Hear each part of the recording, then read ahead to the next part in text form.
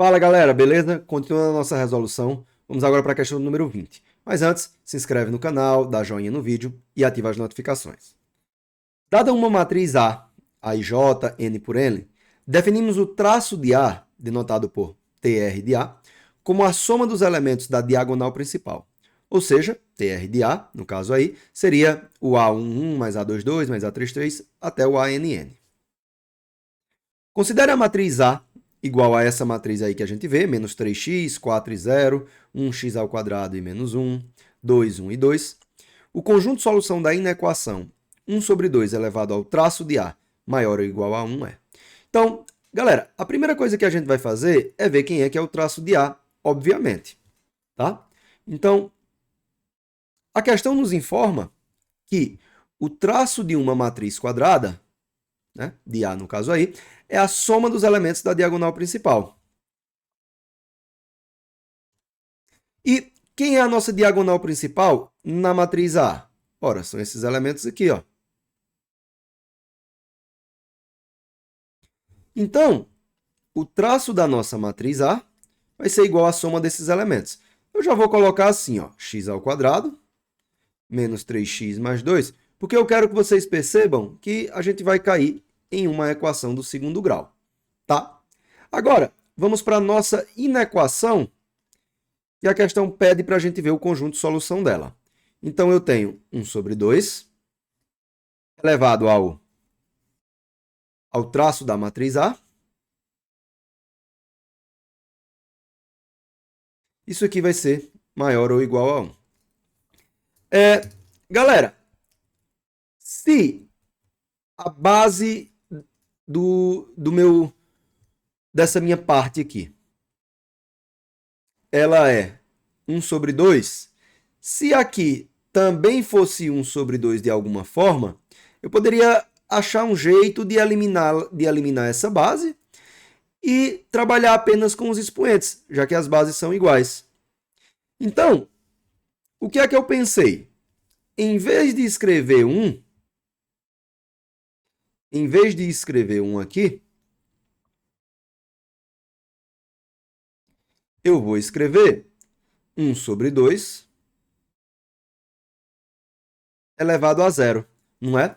Já que todo número elevado a 0 é 1, desde que esse número não seja o próprio zero, tá certo? Então, como a gente sabe que 1 sobre 2 elevado a 0 é 1, eu simplesmente substituí por isso aqui. Agora, a gente vai ter que ter um cuidado muito grande. Porque quando eu tenho alguma coisa assim, ó, por exemplo, 2 elevado a x maior do que 2 elevado ao quadrado, isso aqui me garante, tá? Que o x é maior do que 2. Eu preciso ter um x maior do que 2. Só que, pessoal, nesse caso aqui, a nossa base aqui, ele é um número que é maior do que 0. Quando a gente está trabalhando com números que são menores do que 0, a gente tem que ter um cuidado a mais. Porque quando a gente for eliminar, de certa forma, aqui a nossa base, a gente vai ter que trocar o expoente. Na verdade, trocar o sinal de lado, certo? Ó, por exemplo, imagina que eu tenho 1 sobre 2 elevado a apenas x, maior do que 1 sobre 2 elevado ao quadrado.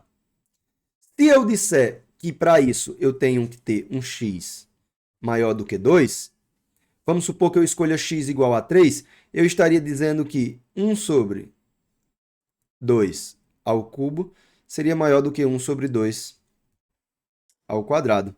Isso aqui me diria que 1 sobre 8 é maior que 1 sobre 4, e isso a gente sabe que não é verdade, tá? Então, quando a gente está trabalhando com a base aqui menor do que 0, na hora que eu trouxer os meus expoentes,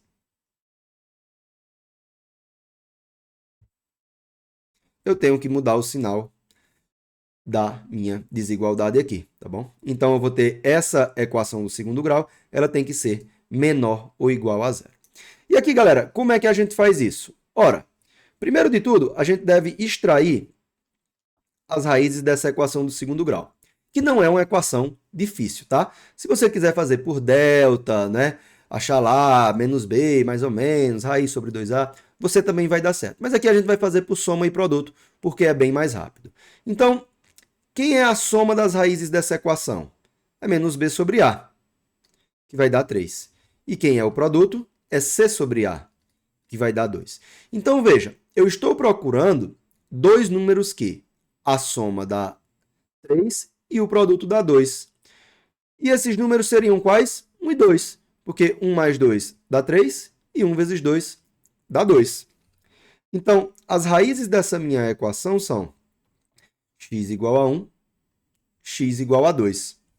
Então, se eu colocar essa minha equação de segundo grau, certo? Essa minha função aí, no plano cartesiano, ela vai ser algo mais ou menos assim, ó. Certo? Onde aqui são as minhas raízes, aqui é 1 e aqui é 2. E essa função, ela assume valores positivos aqui, ó. Tá vendo?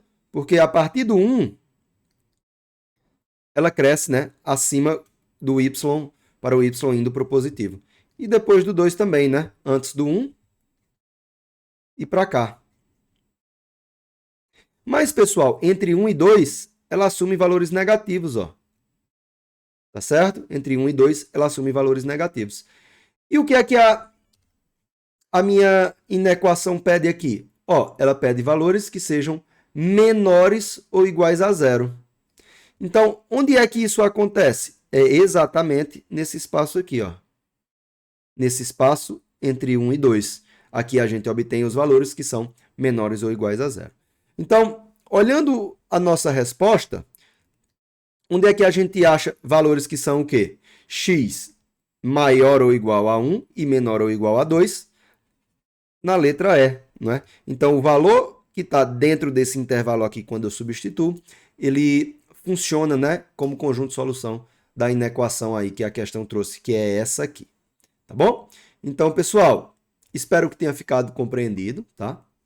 Mas, de qualquer forma, como sempre, se não compreendeu, deixa aí nos comentários a sua dúvida que a gente tenta tirá-la assim que possível. Um abraço e vamos para a próxima questão.